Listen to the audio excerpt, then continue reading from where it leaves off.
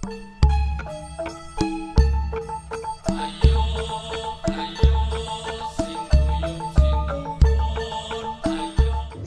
mulia Pakde. Banyak orang mengatakan tentang penguasa pantai selatan. Ada yang menyebutnya beliau bernama Kanjeng Ibu Ratu Kidul. Ada juga yang mengatakan Nyai Roro Kidul, dan ada juga yang mengatakan Nyai Blorong. Nah, menurut pandangan spiritual Pakde itu, pembagian ranah gaib pantai selatan itu bagaimana nggih? Atur nuwun. Hong wilahing jati nuguni hajat-hajate leluhur Nusantara tabe-tabe uluk salam mulia. Saya menyimak pertanyaannya itu ya, pertanyaannya kan. Jadi banyak orang yang belum tahu karena ranah gaib ini kan ranahnya orang tertentu, Mbak.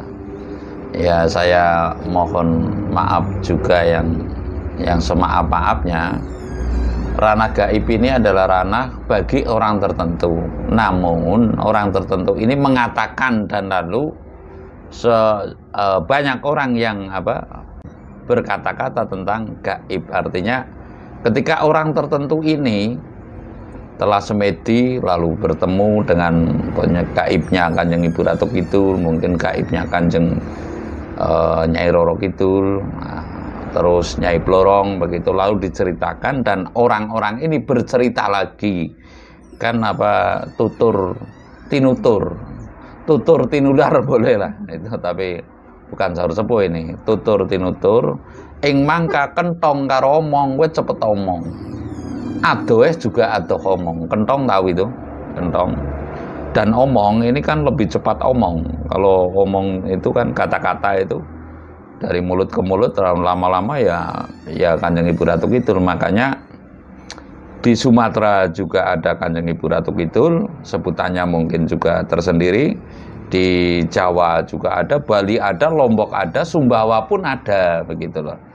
Nah, lalu kalau kan ada itu yang mengatakan gaibnya Kanjeng Ibu Ratu Kidul di laut ini, ada yang bilang 8, ada yang bilang 4 gitu loh.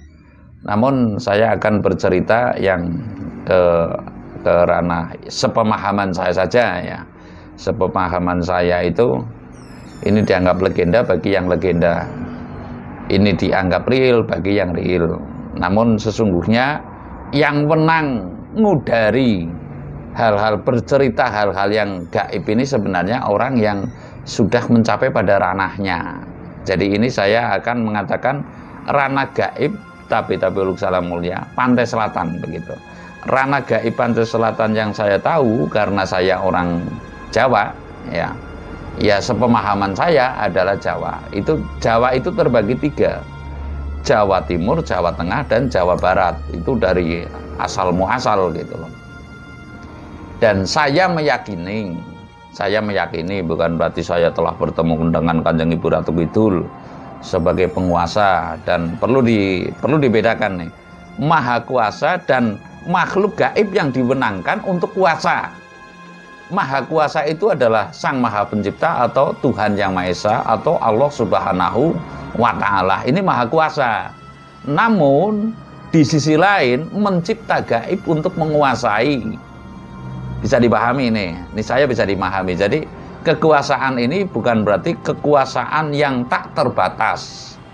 Jadi kekuasaan ini bukan berarti kekuasaan yang tidak tak terbatas, maksudnya. Kekuasaan ini adalah kekuasaan yang terbatas pada tunduknya seluruh makhluk kepada keesaan Tuhan Yang Maha Esa atau Sang Maha Pencipta. Ini perlu dipahami sekali. Perlu dipahami sekali, artinya jangan sampai ada kekeliruan nanti pandangan yang syirik, yang musyrik ya. Kita percaya adanya penguasa pantai selatan, maksud saya. Namun ada yang lebih berkuasa. Di atas langit ada langit, yaitu sentralnya kekuasaan ada Tuhan Sang Pencipta langit, bumi dan langit, begitu. Termasuk juga Sang Pencipta Kanjeng Ibu Ratu Kidul, tabe-tabe uluk salam mulia, Nyai Roro Kidul dan Nyai Blorong. Nah ini sepemahaman saya akan bercerita, saya bikin konten di Kaum Hati itu bahwasanya asal usul Kanjeng Ibu Ratu Kidul menurut versi Jawa Tengah ya. Ada juga asal usul Kanjeng Ibu Ratu Kidul menurut versi Jawa Barat. Ada juga menurut versi Jawa Timur. Nah saya akan berkata bahwasanya kalau sepemandangan saya, sepemahaman saya berdasarkan sinergitas atas guru tuduh saya dan guru patuh saya, kembali lagi guru tuduh itu guru masih yang bersifat manusia ya, guru patuh itu adalah sukma sejati saya, begitulah secara terang-terangan kita kan makin hari mestinya makin terbuka. Lalu saya mengatakan bahwasanya memang antara Kanjeng Ibu Ratu Kidul dan Nyai Roro Kidul ini lebih duluan mana, begitu loh. Secara peta itu adalah lebih duluan Nyai Roro Kidul. Karena Nyai Roro Kidul adalah berasal dari Jawa Barat, putri Pajajaran, yaitu Prabu Linggapura yang punya istri lalu punya istri banyak, dan anak ini akan karena saking cantiknya lalu selir-selir ini menyantet lah secara kasarnya, menyantet ini lalu punya penyakit loro amis gitu. Apa amis, apa bau amis itu apa? Amis bukan berarti manis ya, anyir gitu loh, anyir. Lalu ini di anu sama gaib, intinya dibawa ke ngidul gitu aja lah. Itu jadikan Nyai Roro Kidul. Ini satu, Nyai Roro Kidul adalah putri Pajajaran sesuai keyakinan saya ya. Lalu ini tahun antara 500-an, antara 500-600 lah itu loh. Jadi Prabu Linggayoni ya, Prabu Linggapura punya Raja Pajajaran ini sebelum Sanjaya, sebelum Mataram Sanjaya, itu punya putri yang lalu karena saking cantiknya lalu disantet dan terusirlah sampai ke Samudra Selatan begitu. Nah, lalu Jawa Timur. Jawa Timur itu adalah putri Minak Sembuyung yang intinya juga sama, lari ke kidul. Nah, tapi Uluk Salamul ya, ini mungkin yang dikatakan Nyai Blorong. Ini Nyai Blorong gitu aja lah. Jadi Jawa Tengah belum saya cerita ya, ini Jawa Barat adalah Nyai Roro Kidul, Jawa Timur Nyai Blorong, putri Minyak Sembuyung atau Minak Jinggo atau Minyak Sempol itu. Lalu Jawa Tengah Kanjeng Ibu Ratu Kidul adalah berasal dari bidadari kayangan yang turun ke bumi diperistri oleh Joko Tarub. Ini versi Jawa Tengah loh ya. Jadi ini sendiri-sendiri. Nah, lalu saya akan mengatakan ranah kekuasaannya. Karena Pajajaran ini adalah lebih dulu daripada Joko Tarub, kisah Jawa Tengah, maka ini juga dulunya ratu penguasa gaib pantai selatan begitu loh ya. Makanya lalu setelah Kanjeng Ibu Ratu Kidul atau Nawang Wulan dari Jawa Tengah, dari versi Jawa Tengah ini turun, karena bidadari kalau sudah diperistri oleh manusia kan nggak boleh pulang ke kayangan, ini aturan kadewatan begitu loh ya. Lalu diturunkan lagi ke bumi menjadi ditugasi ke pantai selatan untuk menjadi ratu gaib langsung perintah dari dewa, sehingga Nyai Roro Kidul putri Pajajaran ini posisinya menjadi patih. Patih itu di bawah raja ya, patih. Nah, lalu Nyai Blorong yang putri Minak Sembuyung ini adalah senopati Nyai Blorong. Nah, jadi putri Pajajaran yang pertama, putri yang Minyak Sembuyung ini adalah yang kedua. Dulunya putri Pajajaran adalah ratu. Lalu Nyai Blorong dijadikan patih begitu loh. Lah setelah Jawa Tengah itu Nawang Wulan itu turun, maka putri Pajajaran sebagai patih, Nyai Blorong sebagai senopati, dan lalu Nawang Wulan sebagai Kanjeng Ibu Ratu Kidul. Ini kan semua sama nih. Artinya semua pernah menjabat sebagai patih, ratu ya. Sehingga ada pantasnya Kanjeng Ibu Ratu Kidul ya, namun ya Yang paling sekarang setelah zaman Mataram itu, zaman Majapahit runtuh ya, itu yang berhak menyandang Kanjeng Ibu Ratu Kidul adalah Dewi Nawangwulan, bidadari dari Kayangan, istrinya Joko Tarub, begitu. Lah ranahnya seperti apa? Ranah kegaiban, ya. Ranah kegaibannya, kalau Putri Pajajaran ini sebagai patih, ya kewenangannya sebagai patih. Ratu masa langsung menyuruh senopati kan nggak mungkin. Mestinya patih ya berfungsi sebagai patih. Ibarat presiden ini wakilnya, begitu loh. Posisinya seperti apa ya kan nyaris sama terhormatnya kan, gitu loh. Nyaris sama terhormatnya. Pengawalnya juga satu, pas pampres, begitu loh. Lalu kalau Nyai Blorong ini sebagai senopati, ya nyaris sama juga ibaratnya kewenangannya. Lah ini saya bercerita kewenangan dalam arti kewenangan yang tidak tak terbatas, artinya kewenangan yang terbatas di bawah kekuasaan Tuhan Yang Maha Esa. Lalu batas kewenangannya senopati seperti senopati, ya. Patih juga seperti patih. Lalu Kanjeng Ibu Ratu Kidul atau Nawangwulan, ratu ya seperti ratu. Jadi posisinya sekarang di pantai selatan menurut pemahaman saya adalah Kanjeng Ibu Ratu Kidul, yaitu Nawangwulan, lalu Putri Pajajaran sebagai Nyai Roro Kidul sebagai patihnya, lalu Nyai Blorong ini sebagai senopati. Lah terlepas dari baik dan buruk yang namanya Nyai Blorong itu kan terkenal dengan pesugihan. Setiap manusia apabila sudah beriman niscaya tidak akanlah mempan urusan yang seperti itu. Karena kalau saya Nyai Blorong umpamanya datanglah kepada orang yang prinsipnya, kalau saya kepada orang yang kamu ingin sugih lah, kalau orang itu sudah tidak gila dengan pepais dunia atau tidak ingin kaya, inginnya waras selamat, ya Nyai Blorong lari. Lah kalau itu berarti tidak usah menyalahkan Nyai Blorong, tapi menyalahkan dirinya karena membawa keinginan, membawa nafsu, lalu mencari Nyai Blorong dengan mungkin laku tirakat dan sebagainya, lalu sesaji dan sebagainya. Itu bukan kesalahan Nyai Blorong, begitu loh, tapi kesalahan manusia itu sendiri yang tidak bisa mengendalikan hawa nafsu. Lah sepemahaman saya, kalau untuk urusan kepatihan atau urusan patih ya Nyai Roro Kidul dan Kanjeng Ibu Ratu Kidul, sepemahaman saya adalah ditugasi untuk memelihara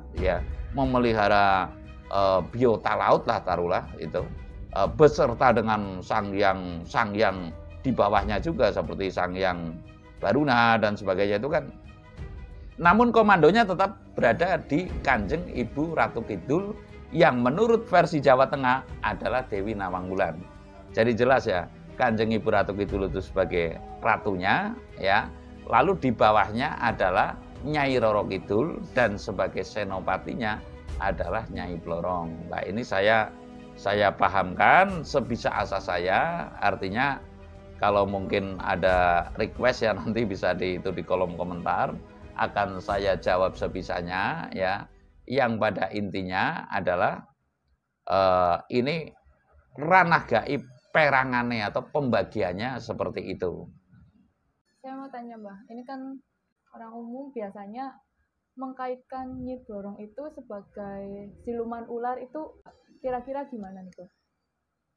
Tapi lu salam mulia saya ucapkan kepada gaibnya beliau. Mudah-mudahan saya tidak dianggap saru ya menceritakan.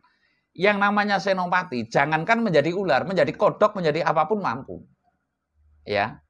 Jadi adalah konotasi yang sangat keliru manakala Nyai Blorong digambarkan sebagai siluman ular, Nyai Blorong, lalu nanti Putri Duyung. Yang namanya senopati ibaratnya lanang dadi wadon, wadon dadi lanang, itu sudah hal biasa, begitu loh. Nggak usah senopati, dokter pun kan sekarang bisa mengubah kelamin, itu loh. Seperti itu. Jadi saya mengatakan begini, kalau Nyai Blorong itu memang ajinya, ya, ajinya ibaratnya punya aji naga runting, ya aji naga runting.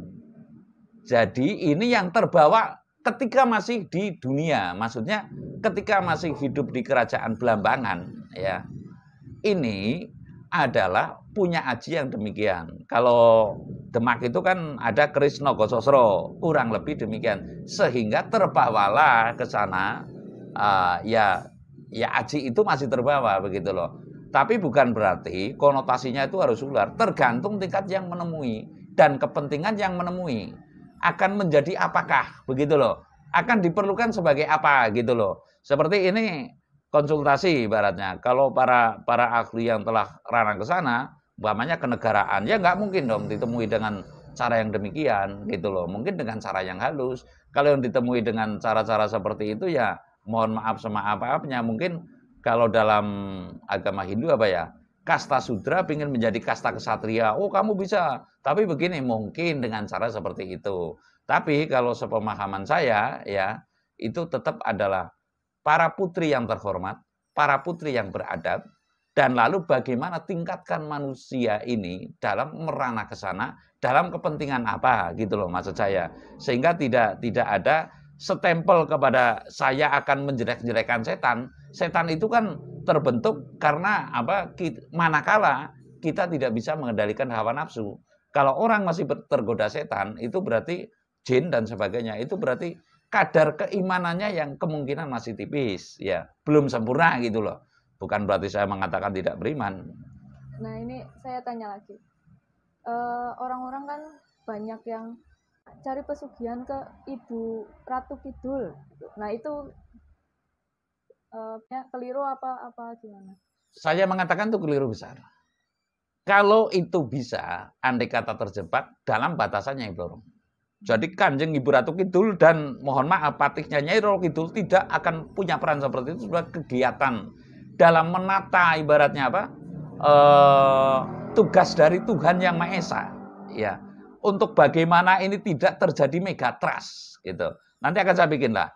Megatrust ini pun harus sepengetahuan melalui rapat gaib, rapat leluhur, termasuk seizin oleh Tuhan Yang Maha Esa. Nanti akan saya bikin konten tertentu mungkin ya. Jadi tidaklah mudah, sangat-sangatlah penuh padat dengan jadwal secara agenda untuk bagaimana menstabilisasi ranah-ranah gaib yang kita tidak tahu, gaibnya itu ikan, gaibnya itu apa. Jadi tidak ada kesempatan untuk, apalagi maaf kata orang biasa katanya bisa ketemu Kanjeng Ibu Ratu Kidul. Saya rasa ini adalah tatarannya, ya kalau saya mengatakan dia bohong kan keliru ya. Tapi melampaui batas lah. Yang bisa itu kan kalau di Jawa itu hanya Kanjeng Panembahan Senopati itu loh. Itu ya bisa lah.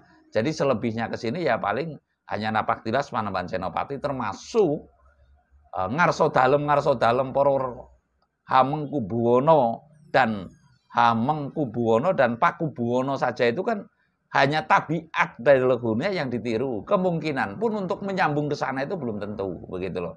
Sekali lagi saya mengatakan tidaklah saya mengurangi rasa hormat terhadap siapa yang mengatakan, namun patutlah kita mewaspadai diri kita apakah ini sebuah halusinasi melampaui batas atau tidak, sebab semua itu ada batasan. Jadi intinya saya membedah ranah gaibnya itu adalah antara raja, patih dan senopati. Rajanya Kanjeng Ibu Ratu Kidul, lalu patihnya Nyai Roro Kidul, dan senopatinya Nyai Blorong. Kalaupun yang menyebut ke ranah sana untuk kepentingan apa, itu walau a'lam saranunya. Saya tidak berani mengatakan yang ke ranah itu. Yang jelas beliau akan sangat sinergi, beliau akan sangat salut apabila manusia telah melakukan kebajikan yang sebajik-bajiknya. Saya rasa demikian. Terima kasih.